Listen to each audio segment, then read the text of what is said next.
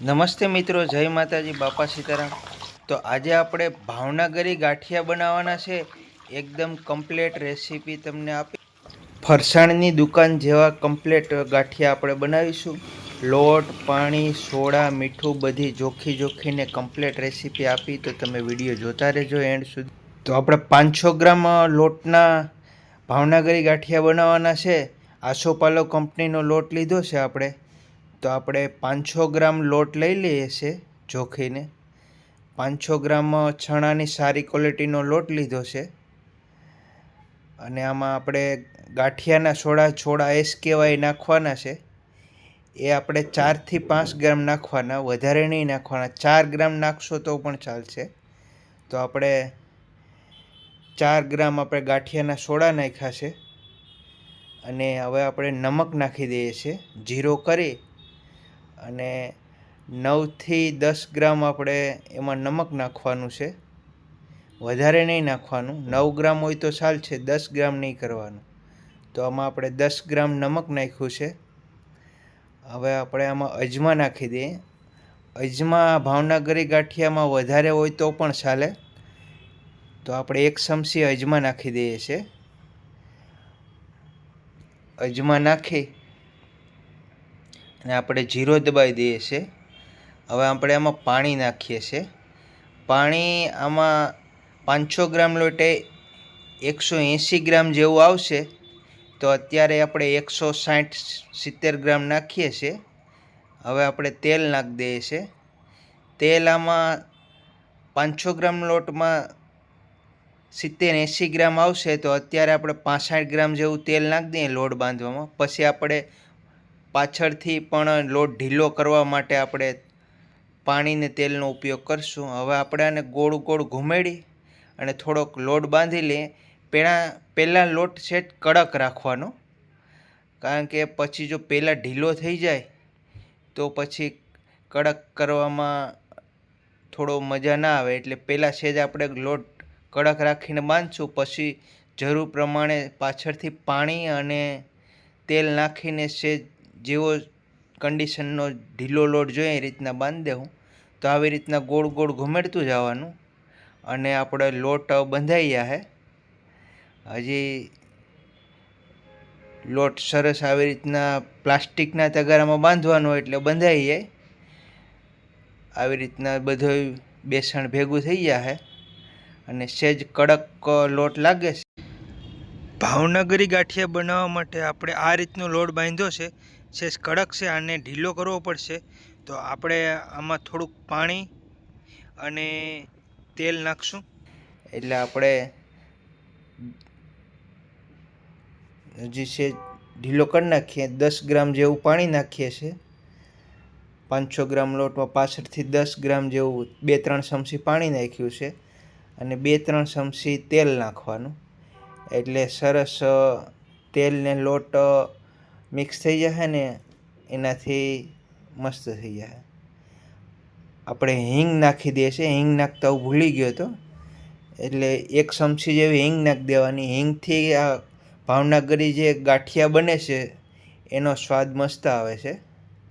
અને અજમા પણ વધારે નાખી દઈએ છીએ। એટલે સવારે ચા નાસ્તા હારે ખાવ ને તો અજમાનો અને ગાંઠિયાનો સ્વાદ મસ્ત આવે। આ સવારે હું નાસ્તામાં ખાવા માટે ચાની સાથે બનાવું છું। એટલે આવી રીતના ગાંઠિયાની રેસીપી આપણે બનાવીએ છીએ ભાવનગરી। લોટ આપણો સેજ કડક હતો એટલે આને ઢીલો કરવા આપણે પાણી અને તેલનો ઉપયોગ કર્યો છે। પાછળથી જેમ જરૂર પડે એટલું જ પાણી નાખવાનું, પહેલાં ઢીલો લોટ નહીં કરવાનો, એટલું યાદ રાખવાનું। હવે આ આપણે ભાવનગરી ગાંઠિયાનો લોટ થઈ જશે। 2 મિનિટ મસળી દેવાનો। તો આવી રીતે તમે પાણીને તેલ નાખીને મસળી નાખશો એટલે સરસ 1 મિનિટ આવી રીતના મસળવાનું એટલે તરત મસ્ત લોટ બંધાઈ જશે। તો આ ગાંઠિયા આપણે જારાથી બનાવવાના છે। તો જારામાં થોડોક લોટ ઢીલો હોય તો પણ ચાલે। તો આ જે જારાનો લોટ છે જોઈએ છે આપણે એ રીતનો હવે થઈ ગયો છે। અને આપણે હાથમાં લોટ છોટ્યો હોય એ આવી રીતના ચમચીથી શાકાથી ઉછળી નાખવાનો। એકદમ ઢીલો લોટ. આવા એક તવીથાની જરૂર પડશે, આપણે આવી રીતના કટિંગ કરતા જાઓ. અને થોડુંક પાણીની જરૂર પડશે, સેટ ઢીલો કરીને બનાવજો. આ જારાની જરૂર પડશે આપણે ભાવનગરી ગાંઠિયા બનાવવા માટે. તો આ એક જારો લીધો છે મેં, આનાથી આપણે ભાવનગરી ગાંઠિયા બનાવશું. અને તમે ધગો નહીં બકડિયામાં, એનું ખાસ ધ્યાન રાખવાનું જો પહેલી વાર બનાવતા હોય તો, કારણ કે આમાં બહુ બેલેન્સ રાખીને કામ કરવું પડે, એટલે ખાસ ધ્યાન રાખીને જ કામ કરવાનું. આપણે લોટ લઈએ પહેલાં પાણીવાળો લોટ કરી નાખવાનો સહેજ, એટલે તરત જારામાંથી ઉખડી જાય. અને જારો છે ને એ આવી રીતના બકડિયામાં નહીં રાખવાનો. હું તમને જો આગળ કામ બતાવું, આવી રીતના બકડિયાની અંદર રાખીને તમે જે ગાંઠિયો દબાવો ને એ રીતના તરત તમારો ગાંઠિયો તેલની અંદર પડે ને એવી રીતના તમારે જારો રાખવાનો, તો જ તમારે સરસ ગાંઠિયા બનશે. તો તમે જે હાથથી તમે દબાવો ને એટલે તરત તેલની અંદર જવો જોઈએ. જો તમે બકડિયા ઉપર રાખો ને તો તમારા ગાંઠિયા નહીં બને બરાબર. તો આવી રીતના તમે હાથથી તમે ગાંઠિયા બનાવી નાખવાના.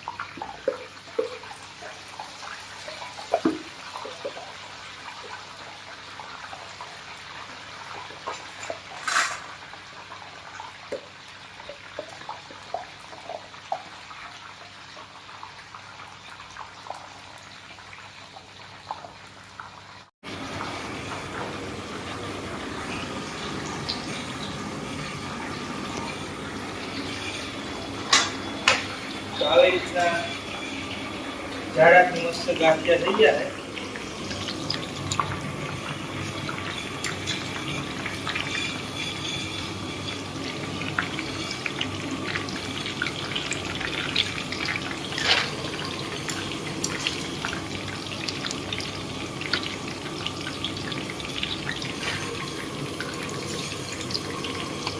તો આપણે બીજો ગાણ પણ આવી રીતના પૂરી દઈએ છીએ.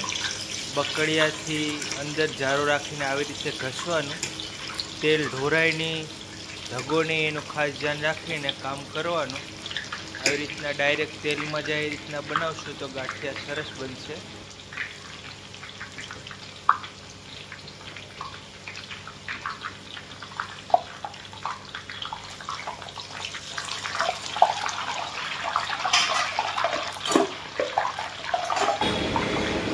તેલ મીડિયમ રાખવાનું, બહુ ફાસ્ટ નહીં રાખવાનું, નકર ગાંઠિયા બળી જાય, કડક થઈ જાય.